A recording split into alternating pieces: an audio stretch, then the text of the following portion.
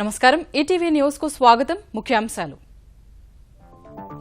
అంతర్రాష్ట్ర జల అంశాలపై న్యాయ నిపుణులు అధికారులతో చంద్రబాబు భేటీ నాగార్జున సాగర్ శ్రీశైలం ప్రాజెక్టుల్లో నీటి నిర్వహణ బాధ్యత కృష్ణా బోర్డుదేనని అభిప్రాయం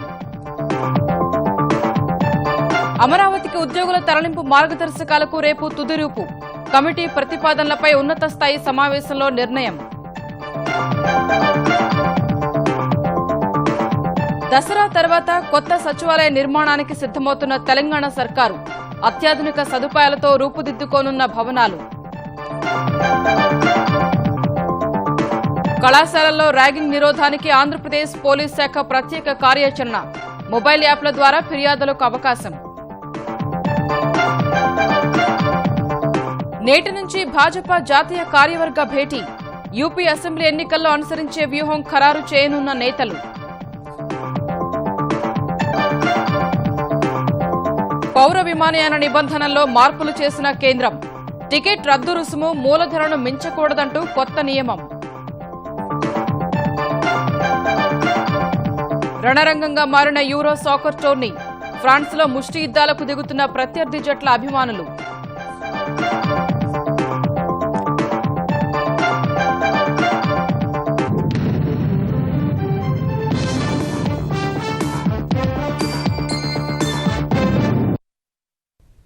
నాగార్జున సాగర్ శ్రీశైలం జలాశయాల నిర్వహణను కృష్ణా బోర్డుకి అప్పగించాలని ఆంధ్రప్రదేశ్ ప్రభుత్వం గట్టిగా కోరుకుంటోంది.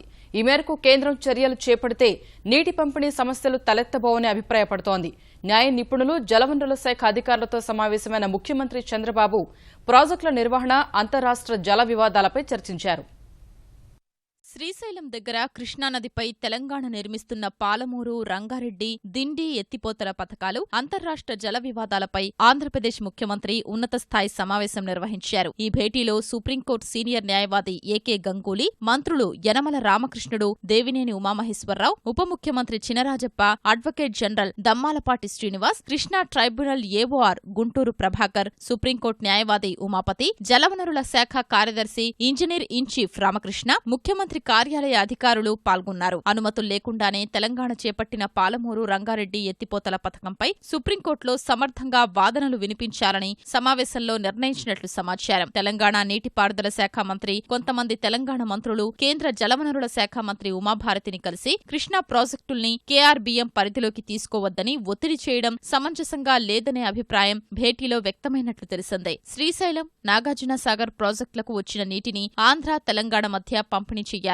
కేఆర్బీఎం ఇచ్చిన ఆదేశాలు సక్రమంగా అమలు జరగడం లేదని, దీనివల్ల ఆంధ్రప్రదేశ్ ప్రజలకు తీవ్ర అన్యాయం జరుగుతోందనే భావనకొచ్చారు. ఈ ప్రాజెక్టుల్లో కేంద్ర జలవనరుల శాఖ సిబ్బందిని నియమించి కేఆర్బీఎంకి నీటి నిర్వహణ బాధ్యతలు అప్పగిస్తే ఇరు రాష్ట్రాల మధ్య సమస్య లేకుండా నీటి పంపిణీ జరుగుతుందనే అభిప్రాయానికొచ్చారు. పోలవరం ముంపు ప్రాంతాలపై ఒడిశా, ఛత్తీస్గఢ్ సుప్రీంకోర్టులో వేసిన కేసులపైన కూలంకషంగా చర్చించారు. ఈ విషయంలో సుప్రీంకోర్టులో బలమైన వాదనలు వినిపించి కేసు పరిష్కారం అయ్యేట్టు చూడాలనే అభిప్రాయానికొచ్చారు. ముంపు విషయంలో రెండు రాష్ట్రాల ముఖ్యమంత్రులతో ఎన్నోసార్లు మాట్లాడానని, అవసరమైతే మరోసారి మాట్లాడతానని చంద్రబాబు అన్నట్లు తెలిసిందే. కృష్ణానదిలో సరాసరి నీటి లభ్యత వరకు బ్రిజేష్ కుమార్ ట్రైబ్యునల్ పంపిణీ చేయటం వల్ల మిగులు జలాలు లేకుండా పోయాయని అనుకున్నట్లు తెలిసిందే. ఈ పరిస్థితుల్లో గోదావరిలో లభ్యమయ్యే నీటిని పెన్నా నదితో అనుసంధానం చేసి రాయలసీమ, నెల్లూరు, ప్రకాశం జిల్లాల్ని సుభిక్షం చెయ్యాలనే అభిప్రాయం సమావేశంలో వ్యక్తమైంది.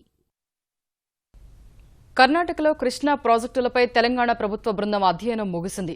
సుప్రీంకోర్టు సీనియర్ న్యాయవాది వైద్యనాథ్ నేతృత్వంలో నీటిపారుదల శాఖ అధికారులు 2 రోజుల పాటు కర్ణాటకలో పర్యటించారు. శుక్రవారం ఆల్మట్టి, నారాయణపూర్ సందర్శించిన బృందం శనివారం తుంగభద్ర డ్యాంను పరిశీలించింది. తుంగభద్ర బోర్డు కార్యదర్శి తెలంగాణ బృందానికి సాదర స్వాగతం పలికి డ్యాం చరిత్ర, దాని పరిధిలో కాలువలు, నీటి పంపిణీ తదితర అంశాలను దృశ్యరూప ప్రదర్శన ద్వారా వివరించారు. వ్యవసాయమే కాకుండా తుంగభద్ర జలాలతో వృద్ధి చెందుతున్న మత్స్య పరిశ్రమ, పర్యాటక రంగాలు, ఉద్యానవనాల గురించి సమగ్రంగా వివరించారు. తుంగభద్ర, నారాయణపూర్ పరివాహక ప్రాంతాల్లో నిర్మించిన కుంటలను తెలంగాణ బృందం పరిశీలించింది. ప్రాజెక్టుల్ని అధ్యయనం చేసేందుకు సహకరించిన కర్ణాటక ప్రభుత్వానికి కృతజ్ఞతలు తెలిపింది. హైదరాబాద్ నుంచి అమరావతికి సచివాలయం, శాఖాధిపతుల కార్యాలయాల తరలింపుపై స్పష్టమైన మార్గదర్శక సూత్రాలు తయారవుతున్నాయి.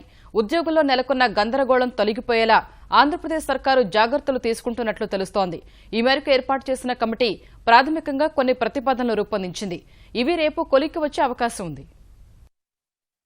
అమరావతికి శాఖల తరలింపునకు సంబంధించి సమస్యలపై దృష్టి సారించి పరిష్కారం కనుగొనేందుకు నియమించిన కమిటీ మార్గదర్శకాల్ని దాదాపుగా సిద్ధం చేసినట్లు సమాచారం. శాఖాధిపతుల కార్యాలయాల్ని విజయవాడ, గుంటూరులో ఏర్పాటు చేసేందుకు వీలుగా ప్రైవేటు భవనాల్ని గుర్తించేందుకు, అద్దె నిర్ణయించేందుకు రహదారులు, భవనాల శాఖ ఆధ్వర్యంలో ప్రత్యేక విభాగాన్ని ఏర్పాటు చేయాలని కమిటీ సూచించనున్నట్లు తెలుస్తోంది.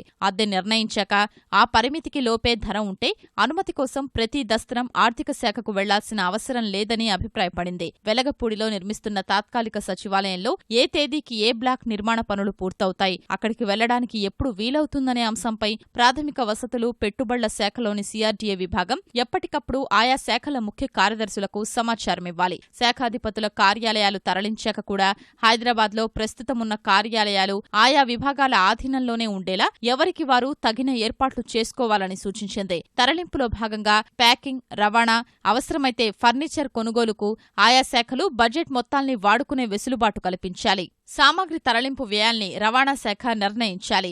కార్యాలయాల తరలింపు సాంకేతికంగా బదిలీ కిందకు రాకపోయినా ఉద్యోగుల రవాణా, ఇతర ఖర్చులు చెల్లించేందుకు వీలుగా బదిలీగానే పరిగణించాలని కమిటీ పేర్కొంది. ఈ ఫైలింగ్, దస్త్రాల స్కానింగ్ తదితరాలపై ఐటీ శాఖ మార్గదర్శకాలు రూపొందించాలని కమిటీ సూచించింది. కార్యాలయాల తరలింపునకు ఆయా విభాగాల్లో అంతర్గతంగా స్పష్టమైన ప్రణాళికను ఉద్యోగులకు వివరించాలని పేర్కొంది. కుటుంబమంతా తరలి వెళ్లకుండా ఉద్యోగులు మాత్రమే వెళ్లేవారికి వసతి గృహం చూపేందుకు కృష్ణా, గుంటూరు కలెక్టర్లు ప్రత్యేక కేంద్రాల్ని ఏర్పాటు చేయాలి. మహిళా ఉద్యోగులు, దివ్యాంగ ఉద్యోగుల రక్షణ, వసతి సౌకర్యం కల్పనలో జాగ్రత్తలు తీసుకోవాలి. ఉద్యోగుల పిల్లలకు ప్రవేశం కల్పించేలా విద్యాశాఖ ఆధ్వర్యంలో ప్రత్యేక కేంద్రాలు ఏర్పాటు చేయాలి. ఈ మార్గదర్శక సూత్రాలపై సీఎస్ టక్కర్ ఆధ్వర్యంలో సోమవారం ఉన్నత స్థాయి సమావేశం జరగనుంది. అందులో చర్చించి తుది నిర్ణయం తీసుకున్నాక అన్ని శాఖలకు మార్గదర్శకాలు వెళతాయి. దసరా తర్వాత కొత్త సచివాలయం నిర్మించేందుకు తెలంగాణ సర్కారు సిద్దమవుతోంది. 5 బ్లాకులుగా 5 అంతస్తుల్లో రానున్న భవనంలో ముఖ్యమంత్రి, మంత్రులతో పాటు శాఖాధిపతుల కార్యాలయాలు కొలువుతీరనున్నాయి. కొత్త క్యాంపు కార్యాలయం నుంచి సీఎం కార్యకలాపాలు విజయదశమి నుంచే ప్రారంభించేందుకు చర్యలు తీసుకుంటున్నారు. వాస్తుదోషంతో పాటు ఇతర కారణాలతో నూతన సచివాలయం నిర్మించాలని తెలంగాణ ప్రభుత్వం నిర్ణయించింది. ప్రస్తుతమున్న సచివాలయాన్ని కూలగొట్టి దాని స్థానంలోనే కొత్త భవనం నిర్మించనున్నారు. దీనికోసం ఇప్పటికే నిధులు కేటాయించి ప్రభుత్వ ప్రధాన కార్యదర్శి రాజీవ్ శర్మ అధ్యక్షతన అధికారులతో ఉన్నతస్థాయి కమిటీ ఏర్పాటు చేశారు. ముంబైకి చెందిన ప్రముఖ నిర్మాణ రంగ నిపుణుడు హఫీజ్ కాంట్రాక్టర్ భవన నమూనాల్ని సిద్ధం చేసి ముఖ్యమంత్రి కేసీఆర్కి అందించారు. విశాలమైన ఉద్యానవనం మధ్య యు ఆకారంలో ఉండేలా వీటిని రూపొందించారు. ప్రస్తుత సచివాలయంలో ముఖ్యమంత్రి కార్యాలయం ఉన్న చోటే కొత్త సీఎం కార్యాలయం రానుంది. ప్రస్తుత సచివాలయంలో 10 బ్లాకులున్నాయి. కొత్త నమూనాలో 5 బ్లాకులు మాత్రమే ఉండనున్నాయి. ప్రస్తుత సి బ్లాక్ స్థానంలోనే ముఖ్యమంత్రి కార్యాలయ బ్లాక్ ఉంటుంది. సీఎం బ్లాక్కు 2 వైపులా 2 చొప్పున బ్లాకులు నిర్మిస్తారు. ఈ 4 బ్లాకుల్లో మంత్రులు, అన్ని శాఖల ప్రధాన కార్యదర్శులు, శాఖాధిపతుల కార్యాలయాలు ఉంటాయి. ప్రతి బ్లాక్లోనూ 5 అంతస్తులుంటాయి. ఒక బ్లాక్ నుంచి మరో బ్లాక్కు రాకపోకలు సాగించేందుకు కారిడార్లు ఏర్పాటు చేస్తారు. అన్ని హంగులతో, అత్యాధునిక సదుపాయాలతో ఈ భవనాల్ని నిర్మించనున్నారు. సచివాలయ ప్రాంగణం పచ్చదనంతో కళకళలాడేలా చర్యలు చేపట్టారు.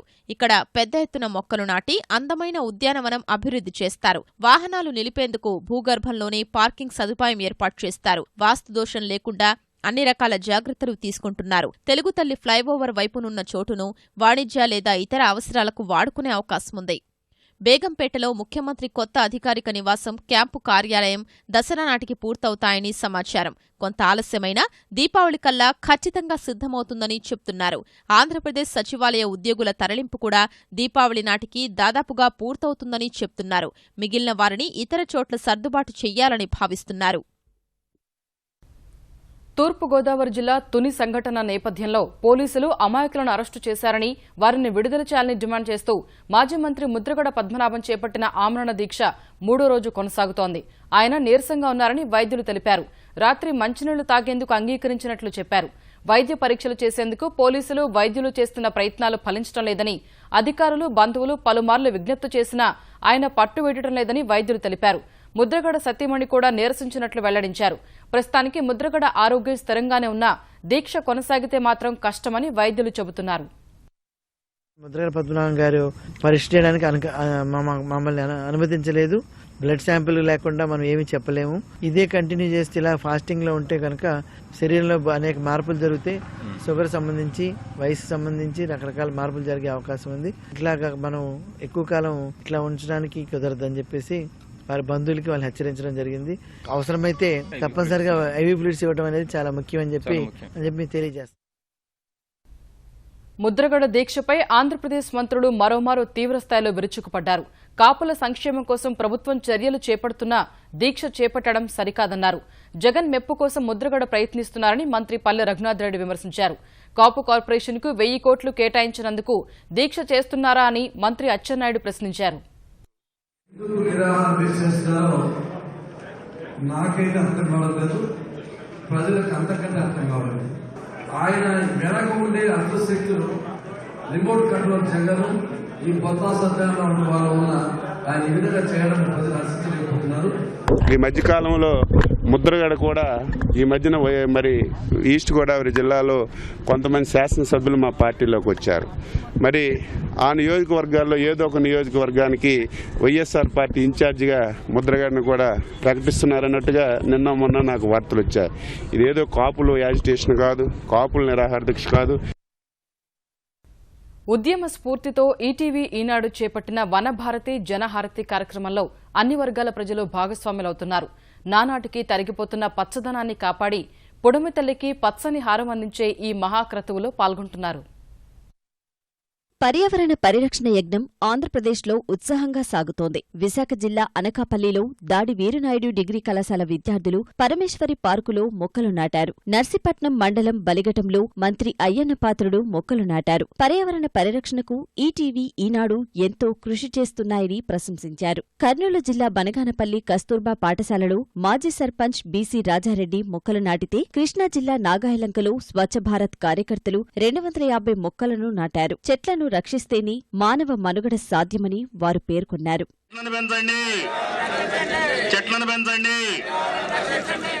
తెలంగాణలోని కరీంనగర్ జిల్లా గోదావరిఖనిలోని సంజయ్ గాంధీ నగర్ ప్రభుత్వ పాఠశాలలో వనభారతి జనహారతి కార్యక్రమంలో భాగంగా మండల విద్యాధికారి రాజా రామ్మోహన్ రావు, ఉపాధ్యాయులు, విద్యార్థులు మొక్కలు నాటారు. తిమ్మాపూర్ కస్తూర్బా గాంధీ పాఠశాలలో జిల్లా జడ్జి నాగమారుతి శర్మ మొక్కలు నాటారు. ఖమ్మం జిల్లా కొత్తగూడెంలో అటవీశాఖ అధికారులు, సిబ్బంది మొక్కలు నాటారు. పట్టణంలో పర్యావరణ పరిరక్షణపై భారీ ప్రదర్శన నిర్వహించారు. మహబూబ్ నగర్ జిల్లాలోని నల్లమల్ల అడవులకు పునర్వైభవం తీసుకువచ్చేందుకు జిల్లా యంత్రాంగం 5.5 కోట్ల మొక్కలు నాటాలనే లక్ష్యంతో ప్రణాళికలు సిద్ధం చేసింది.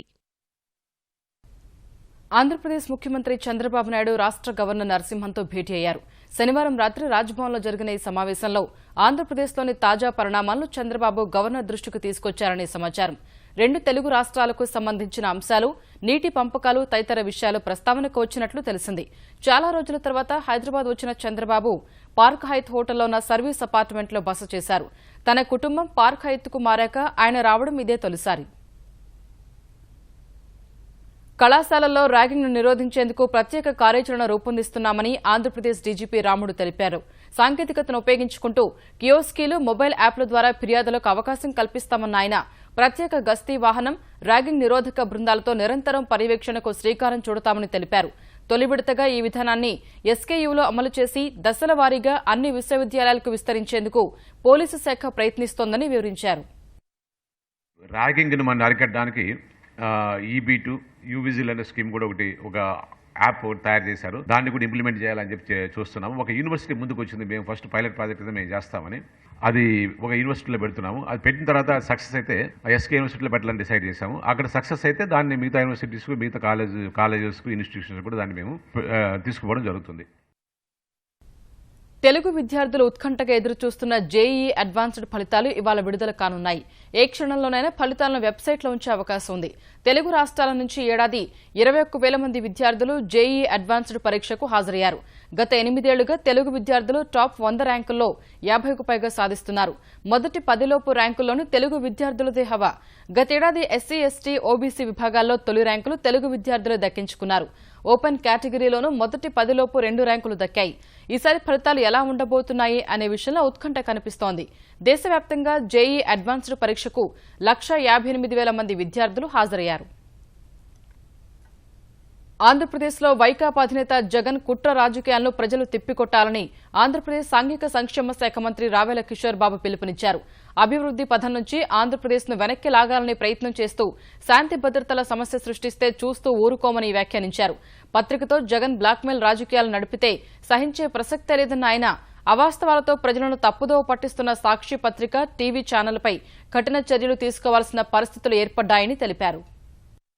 ఈ రాష్ట్రాన్ని వెనుక్కు లాగాలని, సర్వనాశనం చేయాలని జగన్మోహన్ రెడ్డి గారు చూస్తా ఉన్నాడు. అసెంబ్లీలో గానీ, అసెంబ్లీ బయట గానీ ఆయన యొక్క ప్రవర్తన, నియంతృత్వ ధోరణి, ఆయన ఎప్పుడు జైలుకి వెళ్తాడో తెలియనటువంటి పరిస్థితుల్లో ఎమ్మెల్యేలను కూడా కాపాడుకోలేనటువంటి గందరగోళంలో, సంక్షోభంలో పడిపోయి రాజకీయ అరాచకాన్ని సృష్టిస్తూ శాంతి భద్రతలకు విఘాతం కలిగించే విధంగా ప్రజలను రెచ్చగొట్టడం అనేది ఇది ప్రజా వ్యతిరేక చర్య, రాష్ట్ర అభివృద్ధిని అడ్డుకునేటువంటి ఒక దుర్మార్గపు చర్య.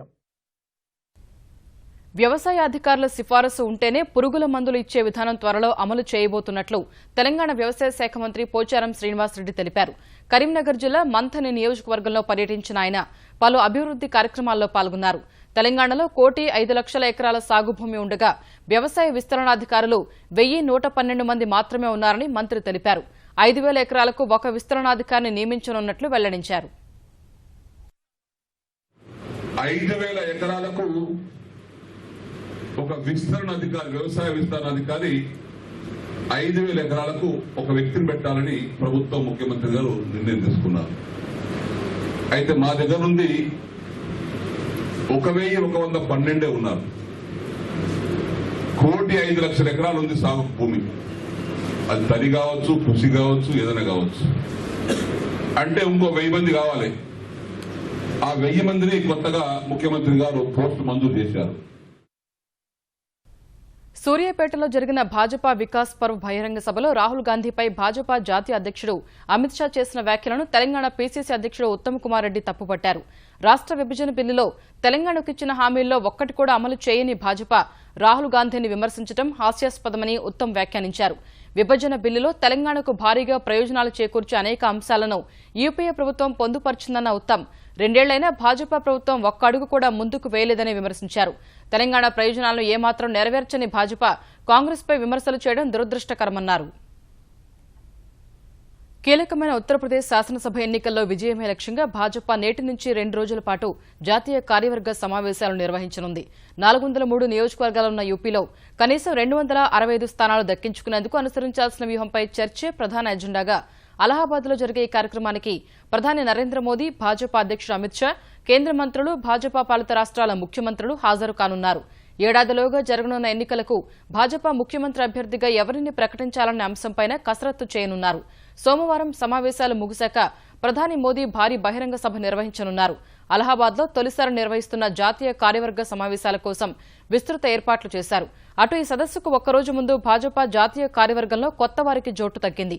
కాంగ్రెస్ నుంచి భాజపాలో చేరి అసోం విజయంలో కీలక పాత్ర పోషించిన హిమంత బిశ్వశర్మ ఇటీవల పార్టీలో చేరిన ఉత్తరాఖండ్ మాజీ ముఖ్యమంత్రి విజయ్ బహుగుణతో పాటు మరికొందరికి జాతీయ కార్యవర్గంలో స్థానం లభించింది. సగటు విమాన ప్రయాణికుడికి ఉపశమనం కలిగించే చర్యల్ని కేంద్ర ప్రభుత్వం ప్రకటించింది.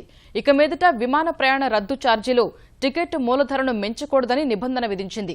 దేశీయ విమానాలైతే 15 రోజుల్లోపు, అంతర్జాతీయ విమానాలు 30 రోజుల్లో రుసుములను వెనక్కి ఇచ్చేయాలన్న నిబంధన విధించింది. ఆలోపు చెల్లించిన వారిపై జరిమానా నిబంధన ఏమీ పెట్టలేదు. ఇది సేవల ఉల్లంఘన కిందకు వస్తుంది కాబట్టి ప్రయాణికులు వినియోగదారుల ఫోరాన్ని ఆశ్రయించి పరిహారాన్ని పొందవచ్చని పేర్కొంది. ఇందుకు అనుగుణంగా పౌర విమానయాన నిబంధనల్లో పలు సవరణలు తీసుకొచ్చింది. ఈ మేరకు పౌర విమానయాన శాఖ మంత్రి అశోక్ గజపత్ రాజు వివరాలు వెల్లడించారు. తాజా ప్రతిపాదనను ప్రజాభిప్రాయానికి పెట్టి సలహాలు, సూచనలు తీసుకున్నాక అమల్లోకి తెస్తామన్నారు. ఫ్రాన్స్ వేదికగా జరుగుతున్న యూరో 2016 ఫుట్బాల్ ఛాంపియన్షిప్ అభిమానుల ముష్టి యుద్దాలకు వేదికగా నిలుస్తోంది. ఈ నెల 10న టోర్నీ అట్టహాసంగా ప్రారంభమైనప్పటి నుంచి రోజు హింసాత్మక ఘటనలు చోటు చేసుకుంటున్నాయి. ఇందుకు ప్రధాన కారణం 2 ప్రధాన జట్ల అభిమానుల మధ్య వాగ్వాదాలు తీవ్రమైన ఘర్షణలుగా మారడమే. ఇంగ్లాండ్, రష్యా జట్ల మధ్య ఫుట్బాల్ మ్యాచ్ తిలకించేందుకు పెద్ద సంఖ్యలో మార్సే నగరానికి తరలివచ్చిన అభిమానులు పరస్పరం ఘర్షణలకు దిగారు. ఒకరిపైకి ఒకరు మంచినీళ్ల సీసాలు, కుర్చీలు, ఇలా కనిపించిన వస్తువులన్నీ విసురుకుంటూ దాడులు చేసుకున్నారు. వీరిని అదుపు చేసేందుకు పెద్ద సంఖ్యలో పోలీసులు రంగంలోకి దిగారు. జలఫిరంగులు, బాష్పాయు గోళాలు ప్రయోగించారు. అభిమానుల మధ్య ఘర్షణలకు తోడు ఫ్రాన్స్ ప్రభుత్వానికి మరికొన్ని తలనొప్పులు వేధిస్తున్నాయి. కార్మిక సంస్కరణలు వ్యతిరేకిస్తూ వేర్వేరు విభాగాల ఉద్యోగులు సమ్మెబాట పట్టడం అక్కడి సర్కార్ను ఉక్కిరిబిక్కిరి చేస్తోంది.